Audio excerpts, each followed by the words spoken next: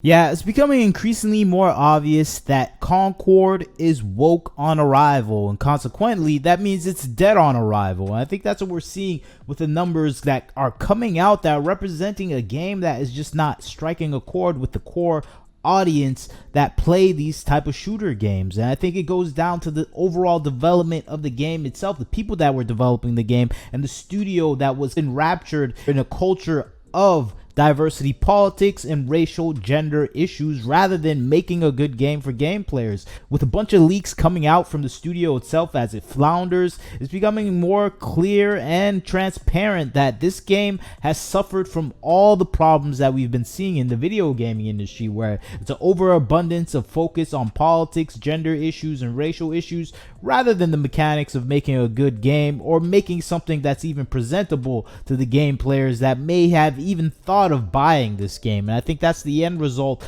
of Concord itself. It's a game that is not made for the game players. It's a game that is being made by people that are mired in racial gender politics rather than making a quality product for the game players to actually enjoy and plunk down $40 for. And I think with the leaks that we're seeing coming out with this game, the studio heads, the people involved with the management of Firewalk Studios, it becomes clearer and clearer that, okay, this was doomed to fail from its inception. If you know anything about Firewalk Studios, it was originally part of a studio called Probably Monsters, which prided itself in innovation and inclusivity. So this was a game studio that was at its inception, at its core, focused on this diversity politics issues rather than good games development. I think that was already a loss for Sony for investing in a company that is not even interested in making quality games, then plunking down over $150 million for them to actually make a game for you. And I think that is all Sony's fault right there, buying a already progressive studio that was already focused on making terrible games. You already lost all your money right then and there. And I think that is the massive loss with Sony making a purchase, probably $100 or so million purchase for a studio that was going to lose you even more money after that purchase. And that was what Firewalk Studio actually did right at the get-go. Once it was purchased by Sony, it already set up the typical political progressive things you would see in a company: DEI mandates, exclusion of people that weren't vaccinated. And of course, with every type of these studios, you get that anti-white sentiment that we see, at least anti-straight male sentiment that we see within all studios. And this was apparent with some of the exclusionary tactics that they applied to the hiring process, where they specifically said they didn't want any straight white men within the studio. And I think that probably extends to any other race as well that is straight. So this is the situation in the games development industry. All this talk around different elements within the modern day political issues rather than making a quality game. I think that led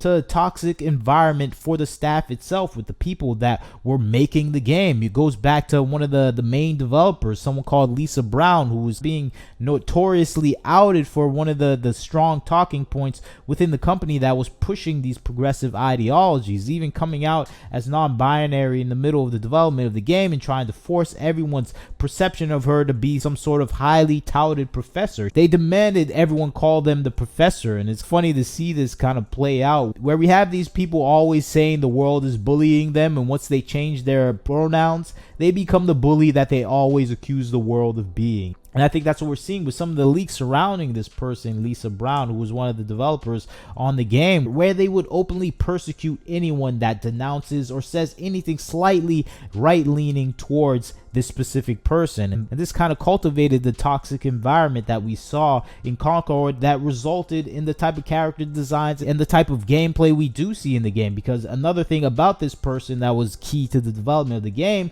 they hated guns, and this is a shooter game. So how can you have someone that hates guns developing your shooter game? And I think that is at the essential core thing that we're seeing all throughout the video gaming industry, where we're having people that hate video games making games, and it just doesn't make sense. If you're making a shooter game, you should probably get someone that actually likes guns. And I think that's what we saw with Helldivers 2. They actually have people that were in the military that like guns making a game focused on battle, war, and guns. So that obviously produced a quality outcome. But this is the opposite for Concord. They found someone that hates games to develop their shooter game, and of course we're getting a game that is not getting any attention online because it's not drawing in the audience that actually likes these type of shooter games, because we have someone with no experience making a shooter game. And I think that's the most astonishing thing I see here with this case, with this particular person, where you're hiring people that are more obsessed with their current gender rather than making a good game. And that's just going to get in the way of everything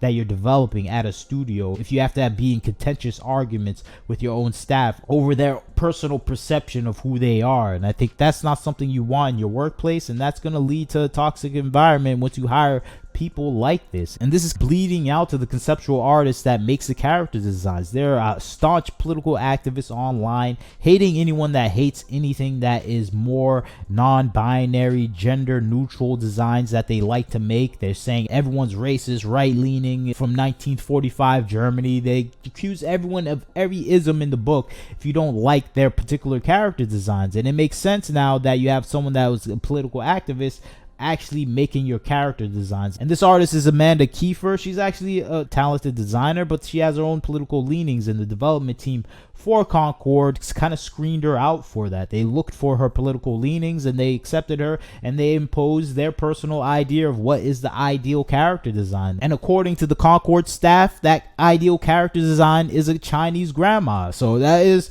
a crazy thing that we're seeing in the industry, where we get people that are coming in making some of the worst character designs that do have talent because they're doing things based on ideology rather than actually something that is visually appealing. And I think that's what we see with Concord. We see some details on the characters, but then we look at the characters themselves and they just look unappealing, unattractive, and not that engaging. And I think that's the end result that we're getting out of Concord. We're just getting poorly constructed, bland designs that are totally based on personal ideology and political mandates. And I think that's the result that we're seeing, where no character is interesting to play, and downright most of them are ugly. And I think that's the essential thing that's pushing away everyone from this game, where it's just downright ugly and no one really wants to be engaged with this game. And I think that is the result of just poor designing, poor management, and poor skills that have been implemented within this overall development cycle for this game. And it just goes back to the toxic development team that includes Lisa Brown and Amanda Kiefer,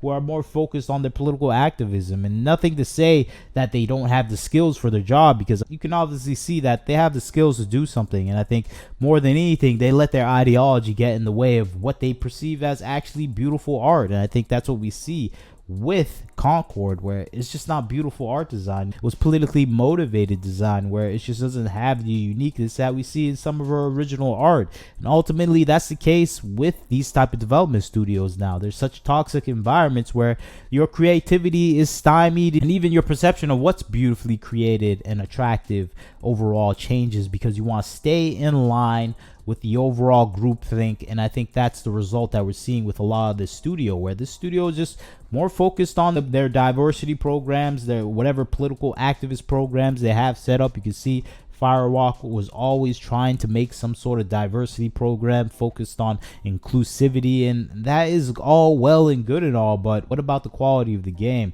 And that seems to be the last priority for a lot of these game developers nowadays, where they're just more focused on inclusivity while the game that they're developing is completely rotting away and will probably bankrupt the company, and everyone will lose their jobs in the end game. And I'm thinking, what are you doing in this industry if you're not here to make a quality game that actually saves the company that you're working at? And I think that is the last thought for a lot of these people that are working here. They're not focused on keeping their jobs. They're just focused on the message. And that's a scary sight, where people are willing to sacrifice their jobs as long as they can get the message. And that seems to be the case for Concord. A lot of sacrifices are going to be made, especially with these Steam numbers of under 859 people playing your game regularly, and you having a peak of around 2,300 for a beta that has to be set around at least 50,000. You want to get at least 50,000 people playing your game, and that seems to be not the case for this game right here. And I think this is a failure in the making. You can just see the Steam charts. It's barely in the 800s, 824 on wishlist. No one's looking forward to this game, and I think we can see bleak things and unhappy endings for the staff at Concord, but it seems like they don't care. They want to get the message out, And I think they did get their message out. Ugly characters bankrupt companies, and terrible developers lead to mass layoffs. And I think that is a result that we can expect with Concord. A poorly made purchase from Sony and a terribly produced game. But you tell me what you think about the situation. It seems like these people will be in a tough situation after this game is officially released. But you leave a comment, tell me what you think. Like, comment, share, subscribe. This is Wagner Knows Why. Catch you next time.